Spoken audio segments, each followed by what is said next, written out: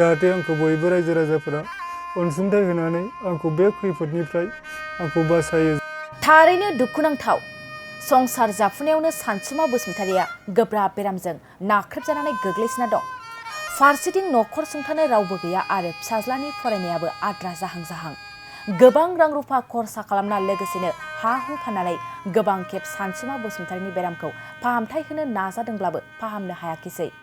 सानसुमा बसुमतारियानो जाबाय बाक्सा जिल्ला 22 नं कख्लाबारि बियाबनि सिङाव थानाय भगपुर गामिनि थागिबि।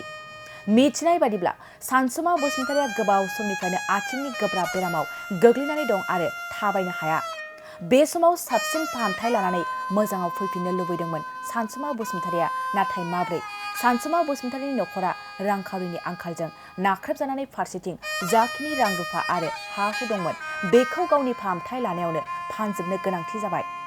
बेखौनो गोजौ फाहामथाय लानो हानाय बादि गासै रायजो राजा आरो बिटिआर सरकारनिसिम राङारि गाबै गाबै अनसुंथाइ बिहरदों दुखुथिया सानसुमा बसुमतारिया।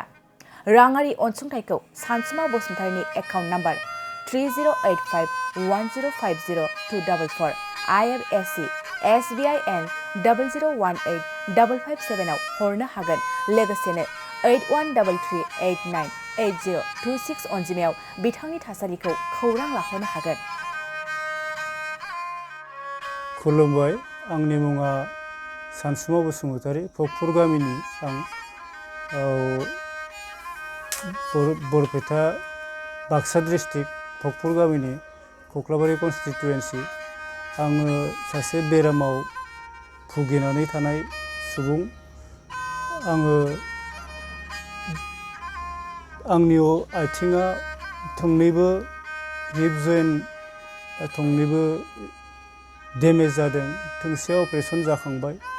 बे थोंसे अपारेसन जानायाव दिनै मास मोनब्रै जाबाय, थेवबो मोजाङै हामबोआखै।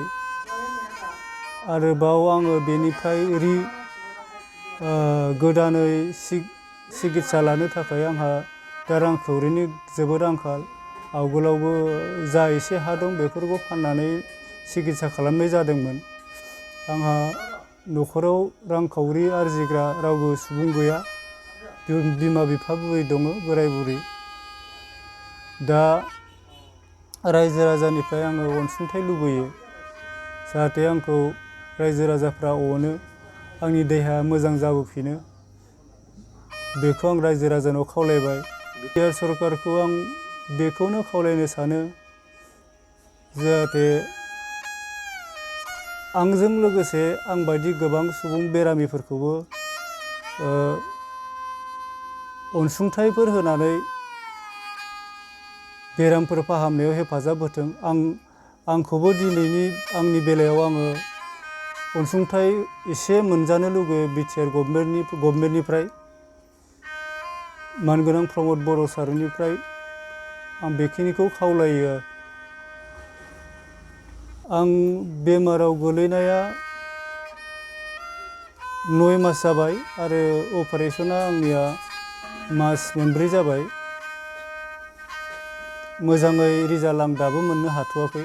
अपारेसन जानायखौबो आं थाबायनो मोजाङै हाया। नैबे वाकारजोंसो आं दाबो एसे एसे थाबायो आरो खिनो थांनो हाया, हासुनो थांनो हाया।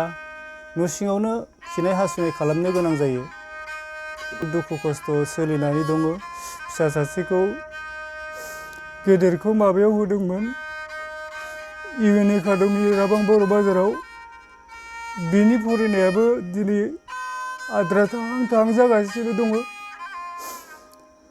आंहा रांखावरिनि जेबो दिहुननाय जेबो राहा गैयिनि थाखाय दा खुदिया सासेखौबो आं फरायहोनो हागोन ना हाला, बे आंहा जोबोद सिन्था जादों आरोखि, आंनि देहाखौ लानानैबो। राजानिसिम बेखिनिखौनो खावलायहरबाय, जाहाथे आंखौ बयबो रायजो राजाफोरा अनसुंथाइ होनानै आंखौ बे खैफोदनिफ्राय आंखौ बासायो जेन। बेखिनिखौनो आं बुंनानै दोनथ'नाय जाबाय। गोजोन्थों। सना रुफा आरो हिरानि जुवेलारि गाननो मोजां मोनग्रा सुबुंफोरनि थाखाय गोजोनथाव खौरां।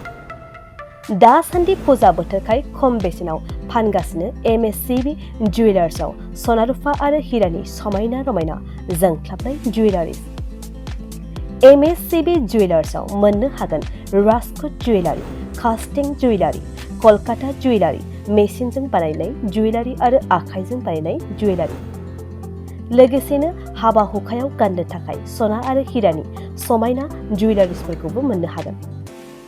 MSCB जुवेलार्सआनो दं क'क्राझार सहरजों नांजाबनाय क'क्राझार रेल गेटनि साखाथि वार्ड नं 5 बिबेकानन्द पथआव। MSCB जुवेलार्सजों थोंजोङै जगाजग खालामनोबो हागोन 9954273079 जानबुं अनजिमायाव।